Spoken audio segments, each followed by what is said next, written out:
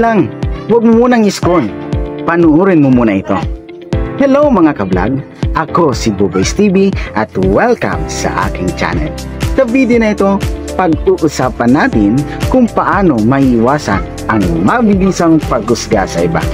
Minsan kasi, nangyayari ito nang hindi natin namamalayan, kaya importante na maging maingat. Narito ang 4 na tips.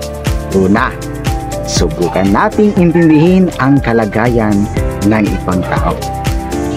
Lahat tayo ay may kanya-kanyang problema at hindi natin alam ang pinagdadaanan ng iba.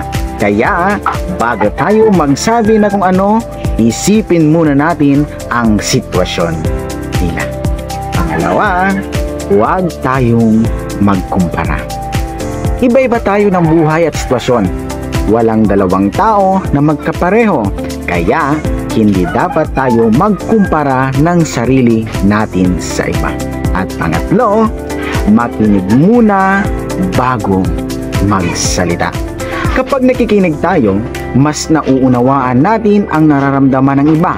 Ito ay isang paraan para maiwasan natin ang paghusga. At ang panghuli, ang pang-4, magpakita tayo ng empathy or malasakit. Subukan nating ilagay ang sarili natin sa posisyon ng iba.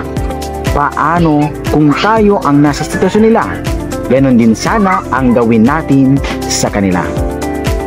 At ito, Buboys TV, ang mga simpleng paraan para maiwasan ang paghuhusga sa iba.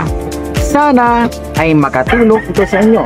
Kung nagustuhan ninyo ang video, huwag kalimutan mag-share, mag-subscribe at mag-like. Salamat sa panonood. Ingat kayo palagi. Bye-bye. Thank you very much.